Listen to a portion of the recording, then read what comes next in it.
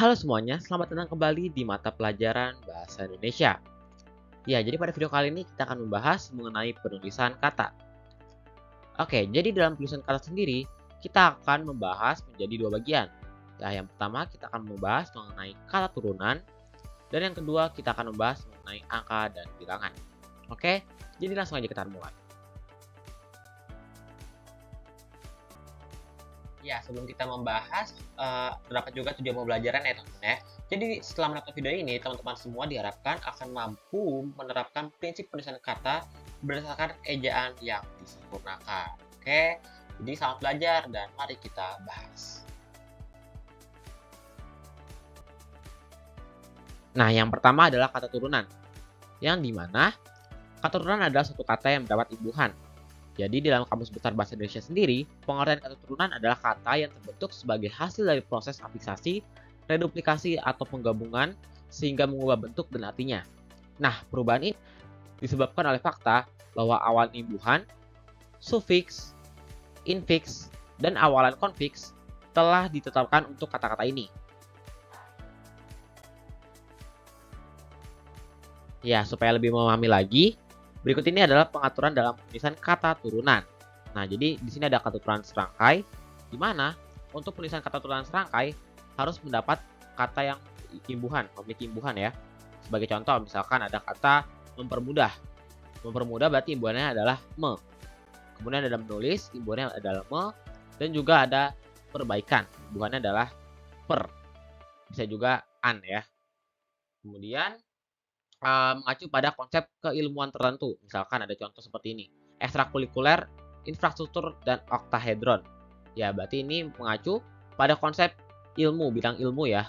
Jadi ini adalah kata turunan serangkai. Nah, kemudian terdapat juga pengaturan dalam penulisan gabungan kata, yang dibagi juga menjadi gabungan kata serangkai, gabungan kata dengan tanda hubung, dan juga gabungan kata terpisah. Nah, serangkai ini adalah kata yang mendapat awalan dan akhiran sekaligus. Misalkan terdapat contoh kata menyebarluaskan. Berarti awalan imbuhannya adalah me dan imbuhan akhiran adalah kan. Ya, menyebarluaskan kata dasarnya adalah sebar ya. Kemudian ada pertanggungjawaban. Berarti awalan imbuhannya adalah per dan imbuhan akhiran adalah an. Ya, seperti itu ya teman-teman untuk gabungan kata serangkai. Ya. Kemudian untuk dengan tanda hubung, ya gabungan kata dengan tanda hubung, di mana kata itu harus diawali dengan huruf kapital, dirangkaikan dengan tanda hubung. Ya, misalkan terdapat kata pro strip barat. Nah, strip itu berarti maksudnya adalah hubung ya, tanda hubung ya. Berarti pro ini nggak usah huruf kapital, tapi setelah tanda hubung harus ada huruf kapital. Ya, pro barat, B-nya itu besar ya. Kemudian ada anti strip PKI, itu besar semua. Dan ada non tanda hubung ASEAN. Ya, seperti itu ya untuk gabungan kata dengan tanda hubung. Nah, untuk gabungan kata dengan terpisah, tulisan terpisah itu hanya mendapatkan awalan atau akhiran saja. Ya, salah satu di antara itu. Kalau misalkan serangkai itu kan dua-duanya ya, awalan dan akhiran sekaligus. Tapi kalau terpisah, ya berarti hanya satu saja. Misalkan bertepuk tangan, berarti imbuhannya itu di awal adalah ber, kemudian menganak sungai. Ya, bisa imbuhannya itu me dan juga garis bawahi. Berarti imbuhan akhir ya di situ adalah i. Ya. Seperti itu ya teman-teman untuk gabungan kata ya, pengaturan dalam tulisan gabungan kata. Ya, kemudian kita akan membahas mengenai angka dan bilangan, di mana terdapat dua angka yaitu yang sering kita jumpai ya, angka Arab ya seperti ini ya, 0345 dan seterusnya ya.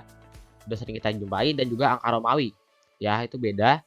Penulisannya juga beda dan ya hurufnya seperti ini ya.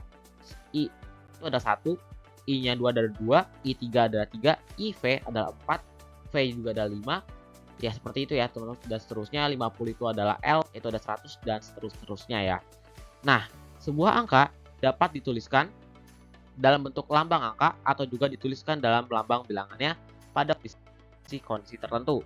Nah, lambang bilangan adalah lambang yang digunakan untuk menuliskan nama bilangan dan biasanya dilambangkan melalui angka.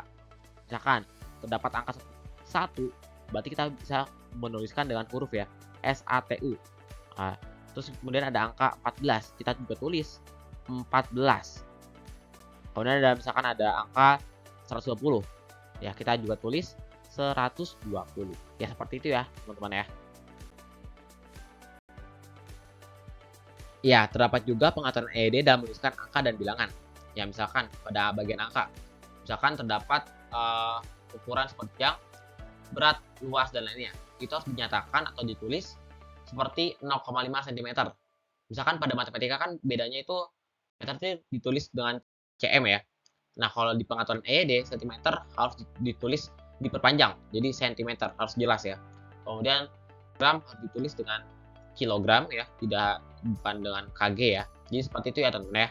Kemudian juga ada di awal kalimat ada angka ya. Harus didahului kata sebanyak atau sejumlah ataupun juga bisa sebesar. Misalkan terdapat kalimat sebanyak 2.500 peserta ditang.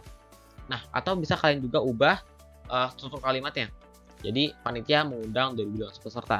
Itu sama aja ya maknanya ya. Kemudian tulisan bagian karangan, kitab suci, dan juga pasal peraturan. Misalkan ada kata bab 2, itu ditulis menggunakan angka Romawi, dan juga untuk pasal dan halaman ditulis menggunakan angka Arab. Ya, itu ya teman-teman ya. Dan pada bilangan itu sebagai unsur nama geografi. Ya, jadi dapat ditulis serangkai atau digabung.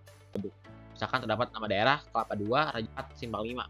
Tidak harus digabung ya, misalnya Kelapa spasi 2. Tidak ya, jadi digabung aja ya teman-teman ya. Dan terakhir ada angka dan bilangan. Misalkan ada bilangan besar, terdapat kalimat bantuan dana penelitian tahun ini sebesar 60 juta rupiah. Nah, ini tidak harus ditulis nominalnya satu persatu ya. Nolnya itu ada 6, jadi 60.0000. Jadi tidak itu ya. Pengaturan EED memastikan bahwa untuk penulisan angka besar itu ikutin jumlah totalnya saja, tidak harus disebutkan nolnya juga. Ya, seperti itu ya teman-teman ya.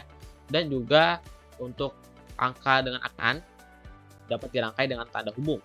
Misalkan terdapat kalimat 5 lembar uang 5 ribuan. Nah, sebelum kataan ditanda penghubung. Ya, seperti itu ya teman-teman ya.